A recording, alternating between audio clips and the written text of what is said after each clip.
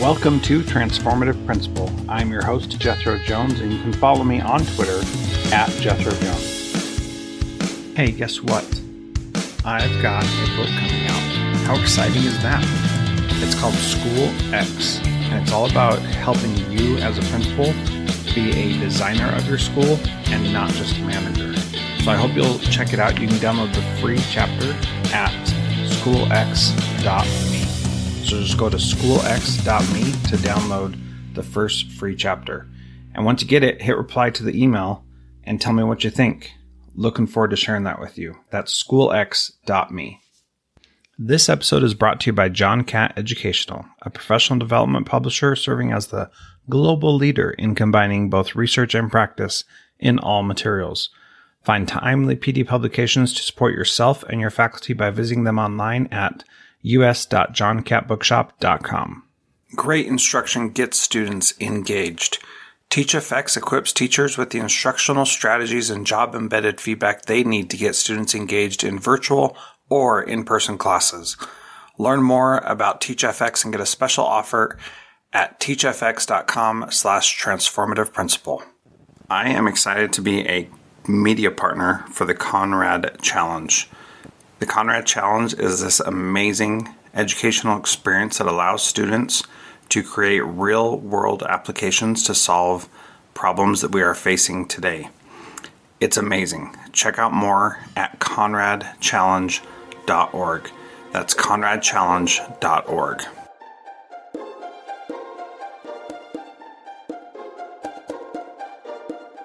Welcome to Transformative Principal. I am really excited to have on the podcast today Crystal Shu and Purvi Patel. Welcome to Transformative Principal. And you work for Education Elements, which I've had many people from Education Elements on the podcast previously, and it's because the philosophy at Education Elements just aligns so well with the things that I'm trying to do. It's been such a great relationship to have with you all. And so, Purvi, would you tell us a little bit about your background? It doesn't have to be the whole life story, but what got you to where you're at now working with Ed Elements? Yeah. So I would say it started, my passion for working with human rights issues started in high school and then college. And then I landed on all the inequities within education towards the end of college and decided that teaching was my passion. And so I was in the classroom for some time and then noticed that I needed to enact more change and felt that I needed to be in a place where I could have more influence. And so I went on to work at the district level where I did a lot of redesigning teacher professional development and also school level redesign. So thinking about how they could use a community-centered design process to rethink a challenge at their school. From there, I thought about that locus of control and influence a little bit more and decided I wanted to be able to influence and work with even more districts. And so Ed Elements has given me this opportunity where I work with districts across the country on a lot of things, ranging from, equitable blended learning implementation to strategic planning to how to use the design cycle in a really innovative way. So I just love this opportunity that I get to work with such a variety of folks. Yeah. So, Crystal, I want to talk about your background. We don't need the full version, but just the highlights of what brought you to the work you're doing today, specifically with Education Elements, and what are you focusing on? Yeah, I love the question. So I always say that I'm a teacher at heart. I started my career as a middle school science teacher and sort of have taught everything under the sun from middle school science to high school calculus to high school biology, and spent most of the time in Houston, Texas, right? So in the northeast side of Houston and the southeast side of Houston, and then proceeded to be a coach, a dean, right? A school leader. And opened a high school in Northeast Houston that started with one grade at a time and eventually had a full-fledged urban high school. And then spent some time as a district leader working on the teacher pipeline. And so I always say that my passion and my work in education is around how systems work together to put great quality teaching in front of students at any level. And whether that is through instructional coaching, whether that's through great school systems, whether it's through district support of pipelines, my background is sort of a little bit all over the place. Which is something that usually makes people great, is having lots of different experiences. So I want to talk about this recent manifesto document, whatever you want to call it, that you wrote for Education Elements. It was part of this, like, going back to school during COVID situation. And your focus on it is about steps to redesigning school level systems for equity. So let's talk a little bit about that first. And because my audience is mostly principals and district level people, I want to make sure that we focus down to that individual person. You talk about locus of control, and how does one single person in a single building in a district that may be gigantic or tiny, how do they redesign with equity when they may not be part of any decisions that are happening in the district? They just may be told, here's how we're doing things. How would you approach that? Yeah, I love it. I don't know how I feel about it being called a manifesto, but no, it is definitely a piece of that's been an evolution. So it's actually started with our redesign work. So we work with some districts in North Carolina about helping schools open new schools and redesign systems. And I think from our work in that area and that sphere, it's realizing that for leaders, we actually hold more agency and more control than we often maybe believe that we have, right? And so as like a own school leader, I remember being like feeling I'm complacent about policies that are put in front of me and be like, oh, I have to do this, right? Or this is something that I have to enact. But in reality, for the root of this paper is just challenging each person, whether it's a school leader, whether it's a district leader, to expand one's own self-consciousness around the competence we hold and changing the structures that we have, right? And so instead of saying, here's what I don't have control over, it's really thinking about like, what do you have control over? Yes, you're waiting for district policy. Yes, you have district policy, but the way in which you uphold those actually sits within leaders most of the time, right? And so the example I thought inspired me to actually start the paper was around what we define as engagement in a school. What does it mean to actually say a student is engaged? How do we anchor great instruction around the term engagement? And how much of that is coming from our own biases, our own understanding, or even the lack of understanding of root issues and root privilege? Yeah, and that's really interesting. So as a school principal myself, I saw great inequities in how students of color, for example, were suspended much more than others, and how they were blamed for things much more than others. And I worked really hard to, within my own locus of control, the things that I could handle, especially as it related to discipline and things like that, where I had principal discretion in making those decisions. I took full advantage of that to make sure that I was acting in a way that was helpful. And, I had a lot of critical feedback that I was letting kids get away with too much, and that there was no discipline in my school because I wasn't suspending every black kid who made a loud noise in the hallway and the teacher thought there was a fight or something. And so I got a lot of criticism for that. How do we deal with the criticism that we face when we're trying to do these things?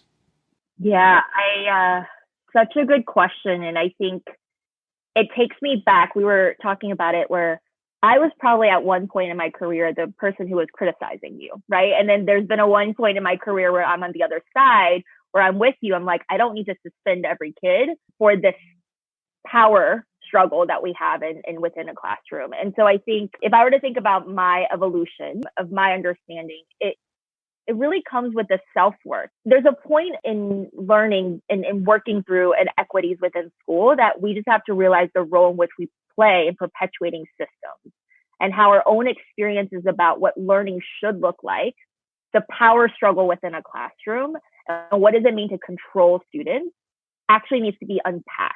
And when you unpack that and you see it, then when you're leading through it, you could lead from a place of like heart and hand, right? Like a heart for just empathy and understanding of the teachers over where they are in their own journey, but also for kids, more importantly, and parents. And then your hand, where it's like, okay, what is that gray line that is constantly shifting? And what does it mean to bring others along? And I think I go back to something that one of our managing partners told me, and she's like, and it's really deeply rooted in your own self-work and what you truly believe.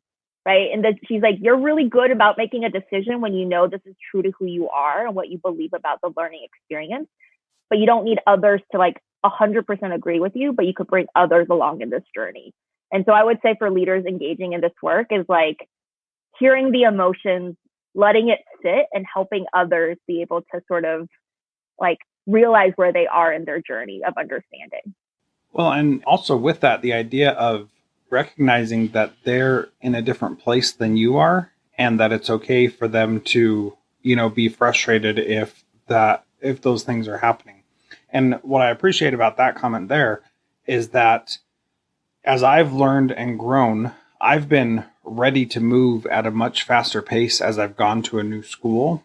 And the people at that school have not always been ready to move with me. And so it took me a while to figure out that just because I've had this journey doesn't mean that everybody else has themselves. And so in my last school in Fairbanks, what I really started doing was having a lot more conversations to help people understand where I was coming from. And I found that I didn't need to push things as much as I felt like I did before because we were having the conversations. And so when somebody would say, well, why didn't you suspend that kid?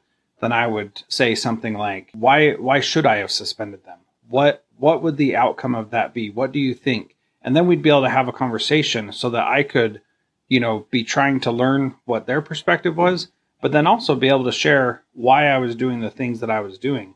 And, not everybody is interested in having those conversations. And some people, they just don't want to have that conversation. So I want to talk a little bit about this idea of privilege and how my perspective is that it's seen as bad to have privilege or to have these opportunities. And I've never seen it that way. I've seen privilege as something that you live up to, and that it's like a gift and a responsibility that I need to share with those that are around me. So if I have, been given this great opportunity, I shouldn't debase myself so that I'm like others around me. I should try to lift everybody up to my level. How do we do that? And is that a right way to look at it, or is that a totally wrong way? And you can tell me whatever you want. I'm still going to believe what I believe, but we can have a conversation, right? No, I love this question. And I think this really became apparent in the last few weeks. And I actually agree with you in that it's not a good or a bad thing, right? It's not about the judgment we hold about whether we hold privilege and that's good or bad. I think it's the understanding of when you hold privilege and recognizing that you hold it and be able to pay it forward, move it forward, and expose the opportunities as a result of your privilege. And so the story I can share personally is we are in the process of launching this Equity Seed Fellowship for leaders looking to join a cohort of people of redesigning a system within their district. And before doing this, I never even realized the aspect of privilege in my career where I've been exposed to some fundamentally amazing fellowship learning experiences, right? Where people poured in thousands of dollars and provided me the time to be able to join this learning cohort. And through this interview process, I realized some amazing leaders who've been in education 30 years, 20 years, 15 years, a variety of roles have not been afforded this opportunity of joining this fellowship. So we asked a question in it of how many fellowships have you been a part of? And tell us a little bit more. And so many of the answers we're getting right now is I've actually never been a part of it. And that conversation made me realize the privilege I hold. Is it good or bad that I've been able to have these experiences? I mean, yes and no, right? But the fact that I've held these experiences, I didn't see it as privilege prior to this, is helping me uncover something I hold and what I bring to the space of doing this work. And that I'm now thinking about how do we create more opportunities for leaders, whether it's leaders of color, whether it's leaders of rural areas, different type of leaders to have more exposure to fellowship learning experiences. And so I don't know. I don't disagree with you. I think it's just the consciously aware versus the unconsciously awareness that I held prior and now that I hold in this space. So, Crystal, I really appreciate what you said about privilege there, because I am one of those people who's never experienced a fellowship. So I don't know what that even really means in the context that you're talking about. So I don't have any idea of what that would look like. However, I do feel like I've been very privileged to be able to do this podcast and interview, this is episode 352. So I've interviewed hundreds of people about how to be a better leader.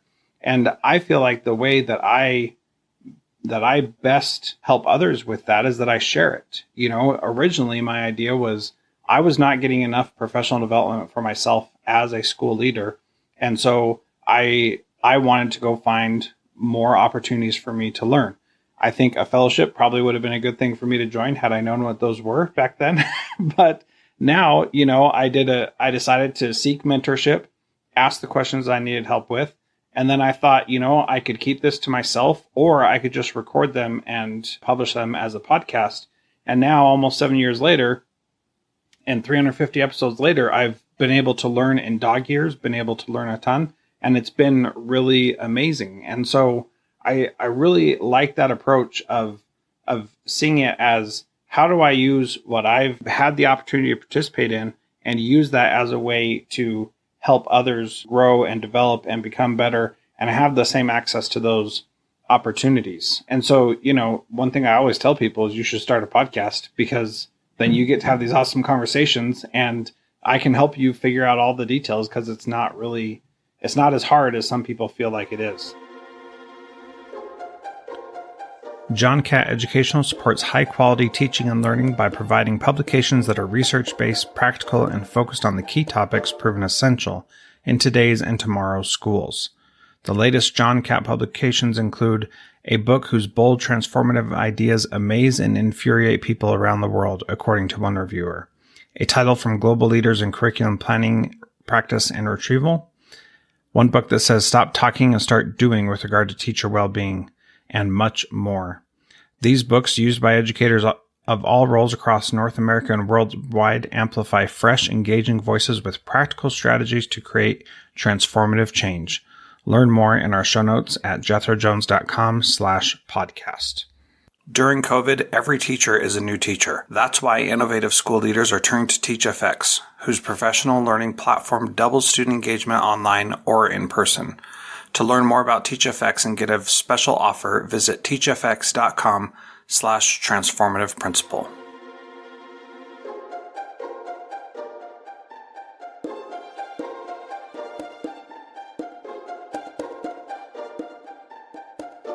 Purvi, do you have anything that you'd like to add to that conversation about privilege there?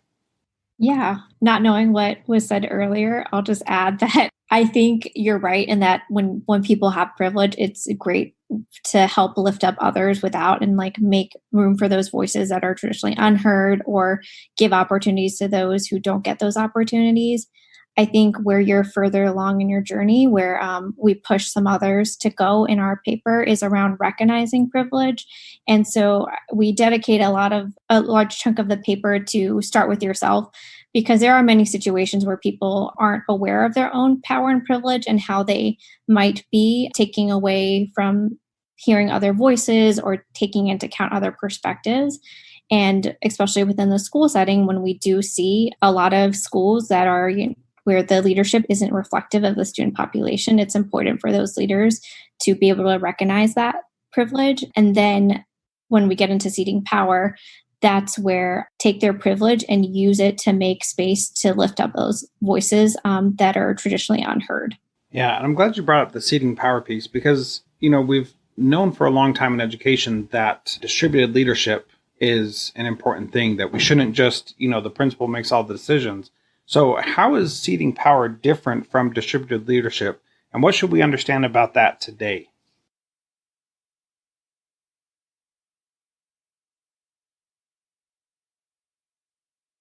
Yeah, I can start, and then Crystal, if you want to add on. But I think one key difference is in distributed leadership. Yes, you are delegating your responsibilities, but seed power, it works a little bit different in that you have to take that first step of recognizing your own power and privilege, and then ceding your power could look like ceding it to those that you work with, but it's also about really engaging your stakeholders that are involved in whatever central challenge you're trying to tackle, and making sure there's room for those voices at the margin. So it could also be like ceding a little bit of power to parents and making true spaces for them to be heard and listened to and feel safe being in those spaces. So a lot of times, there'll be a town hall and I hosted this town hall, but the parents didn't come.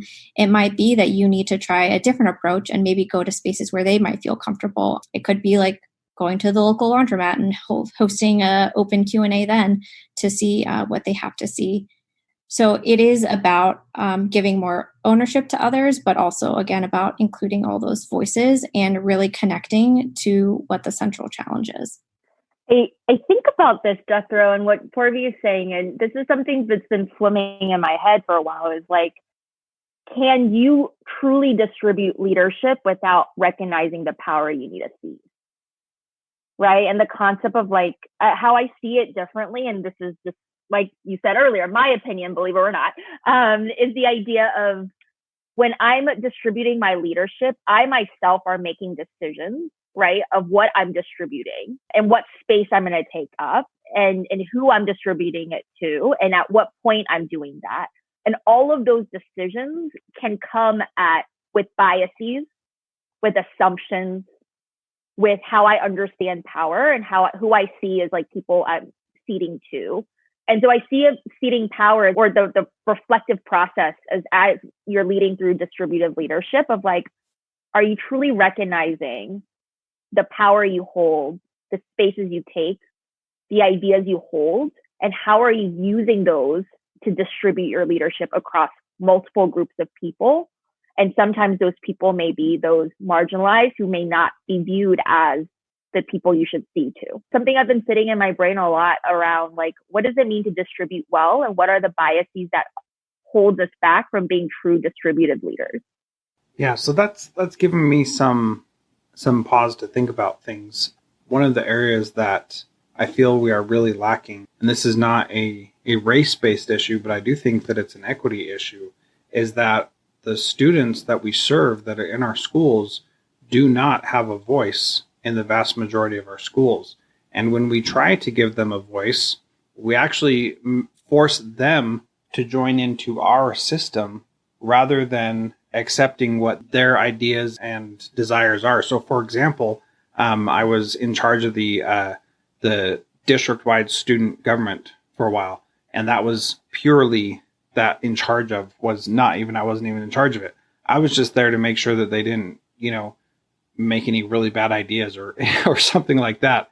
And I remember having the assistant superintendent, who was really the one who was in charge of it, and she was just delegating that to me. She said, these kids are coming up with these ideas and complaining that their voice isn't heard. But what they have to understand is that this is how their voice gets heard, by serving on these school board committees, which if you've ever served on a school board committee, that is also not a place for your voice to be heard. And she said, you've got to let them know if they want to be involved and have their voice heard, this is how they do it. And I didn't have the words at the time to say how wrong that was. but now, I mean, through this conversation, I definitely have those words now. It's a little too late, but that idea of these poor kids who thought they were getting involved in something where they could have a voice truly did not have a voice. Because if they didn't contribute in the exact way we told them to, which is not how they were comfortable doing it, sitting in a room with 13 adults, 2 of whom are board members, 2 of whom are teachers, 2 of whom are principals, and the assistant superintendent, and a bunch of other community members, that's not a place for them to speak. That's not a place for them to feel comfortable. And I think this conversation has really opened my eyes to how that could be done in a better way. So I really appreciate your comments on that. So I don't know if I have a question to follow up on that, but I'm still processing. So if you have any feedback on that, I'd love to hear it. I'm laughing because Purvi and I have had like so many hours of conversation of like, what does it mean to engage your stakeholders? And I think the example you gave us, we actually talked about, right? Like, is it truly authentic engagement if you're only saying this is the one way in which you can like have your voice heard, right? And how many times do we say like, oh, we're going to have a town hall where we're going to have a focus group, and we put all the marginalized groups in one room and say, tell us what you want. And they're like, there might not be trust, right? Or like, this time of day or this venue is not where I want to give my voice or my ideas, or feeling judgment. And so I think what you're saying and what we've been working through is that like this process of ceding power is continuous. And the biggest part for us to like pause and think about is like right before we engage our stakeholders, right? Like that's a good point of like reflection, of pause and be like, ooh, how am I asking to engage? What am I asking to engage on? And what part of that am I actually just like perpetuating a system that is not meeting the needs of the voices that we want to hear?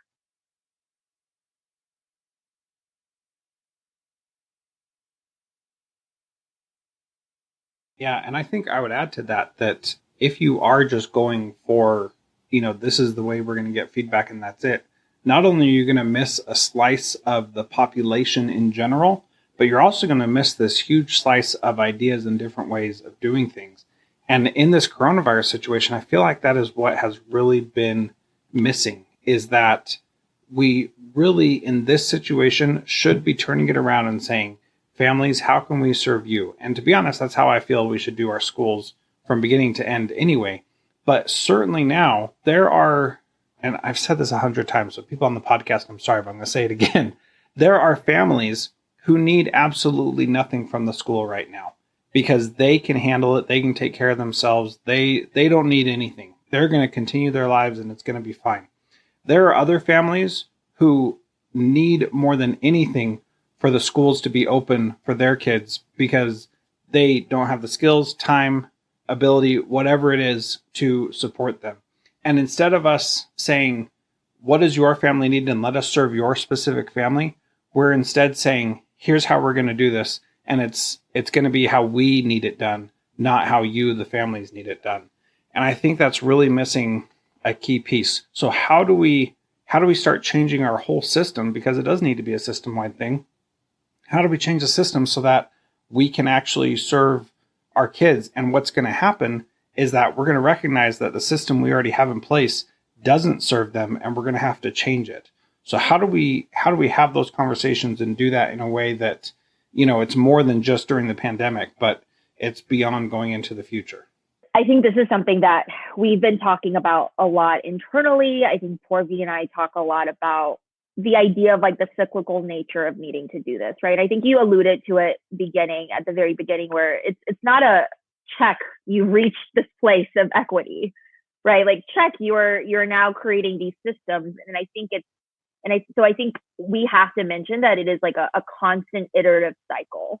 And I think when we think about the pandemic, like one thing that I think she and I both talked about a few months ago is a sense of false choice, right? And a sense of like, as we're going through the process of redesign, like what are like false choices that we're putting in there to say like, we have three choices. In reality, like, is there even a choice that is at the needs of the most marginalized families? In your case, like the families that actually need more from us in order to like even meet the experience of learning for their students that like were prior to COVID. And I think we talked a lot about that. We saw a lot of that with the initial days of reopening, right? When we thought about like, I think the constant three was like in person, remote, hybrid. And I think we were having a conversation of like, out of these three options, which one is an option for your most marginalized kids? And oftentimes it's like none, right? Or like one at best. And then those are the moments when you realize that you're providing a false choice, where your heart might be at the most best intentions behind making decisions that are actually not recreating a system in a true, authentic way. Like you need to pause and say like, okay, let's go back to the drawing board and let's take away all choices that are not choices to the marginalized group. And let's actually push ourselves to think beyond that. And so it's those pausing points and those points of like, checking your own intentions with the outcomes of what you're actually creating. Yeah. I think one thing I would just add on is like, it's a tall order changing these systems. And in the paper, we do encourage like schools to start with things within their locus of control in hopes that, it'll ripple out from the center. But we also have to like take into account, we are designing something that doesn't yet exist. And so we have to like speak to a future that we don't know what, an anti-racist classroom is. We don't know what an anti-racist school system is or an equitable school system because it hasn't been done yet. And so constantly doing those pauses and asking yourself, did I design a system that's actually creating equitable opportunities, or am I just perpetuating the same old ideas and systems that have existed throughout like for years and years and years? And so that deep reflection is super key in this process. Yeah, and also, like Crystal said before, we don't know that we can actually get to that point, because once we say, okay, we're anti-racist, we're going to see areas where we're still struggling. Inequity issues that may not be about race, but about economics or about students with special needs or whatever. And so, I feel like we need to give ourselves permission to be constantly iterative and be okay with that and recognize that it's not going to be done. not to mention, next year, you're going to have a totally different group of kids. And yes, there may be similarities because of who their family is and having older siblings there before. But still, that's going to change who is there. And I think that if you can give yourself patience and understanding that you can do it, but to always be moving forward and seeking to, I really like that idea of let's take out all the choices that don't work for our most marginalized families and then look at what is there. I think that's a really key way to look at it. One of the ideas that I had for reopening schools was taking away the grade level focus and instead focusing on families. So every teacher would have 3 or 4 families that they would work with. And if that's the case, if those 3 or 4 families need to meet in person, you could probably get away with that in most states, even if school is not open. But if those 3 families needed to meet, you could go to their house, they come to your house, you go to the school, you could meet someplace else, you could meet at the library, you could meet at a park.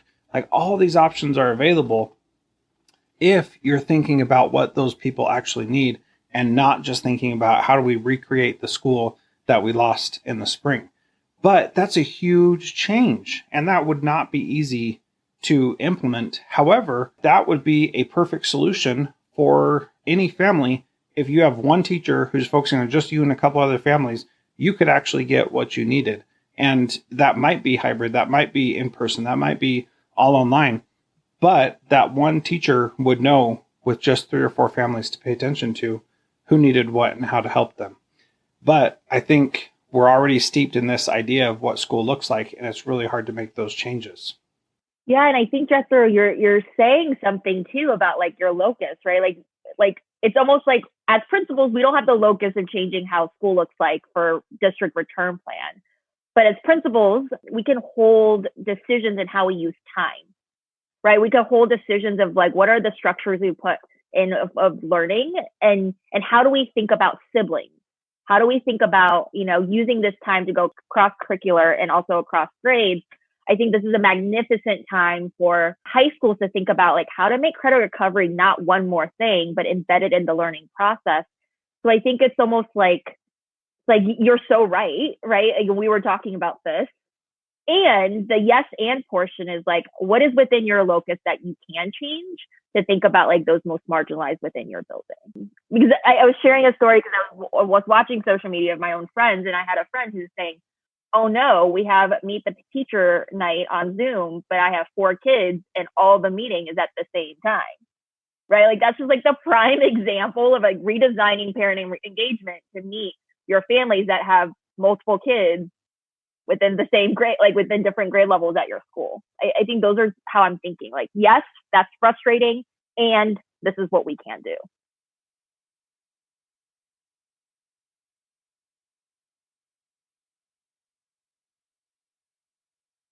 Yeah, that's a really good example and what my wife and I experienced because we do have 4 kids and they're this year would be at 3 different schools. And, for us to, when everybody's making the same plan, that's just not going to work. So in closing, the last question that I ask on each episode is, what is one thing that a principal can do this week to be a transformative leader like you? And Purvi, we'll start with you and then go to Crystal. I'm going to go with listen deeply. Take that time. I know time is very, very precious, but figure out ways that you can listen to your staff, listen to your parents, listen to your students, and base your decisions based on their needs and not what you assume or think their needs might be. I am going to start with a quote that sat on my desk for many years when I was in a school. And then and the quote is going to help clarify what I mean by that. So the quote that sat on my desk is this concept. It's from Leonard Cohen from Anthem. Ring the bells that still can ring. Forget your perfect offering. There's a crack in everything. That's how the light gets in. And so I would say for transformative leader is identify where there's a crack and see it as a light. So anything that doesn't work this week, awesome. See it as like a place for you to redesign and allow the light to come in. Yeah, those were both fantastic. Thank you both so much for being part of Transformative Principal today. If people want to connect more with you, how would they do that? I mean, I think email is always great, or Twitter. Both work. Yeah, our emails are just our first name at Ed Elements, right? So Crystal and Purvi at edelements.com. We're both on Twitter. We actually want to engage in more of these conversations. So we actually host coffee chats, and you could just sign up to just like talk with us one-on-one, because we know that this process is iterative and we can only learn if we're working together. And I really like that you mentioned that sometimes you do need to do one-on-one. And this was something that I was thinking in the middle of the podcast, but we try to do things at scale. And this is one of those things that we kind of need to break down and just do person by person. And it's okay for it to take time. It's okay for it to be slow, but we need to be moving forward. And so I appreciate you added that in at the end, that you can do one-on-one at the end. And you'll have links to their Twitter profiles and their emails at jethrojones.com/podcast/episode 352. And once again, Purvi and Crystal, thank you so much for being part of Transformative Principal today. Thanks, Jethro. Thanks for having us. Thank you.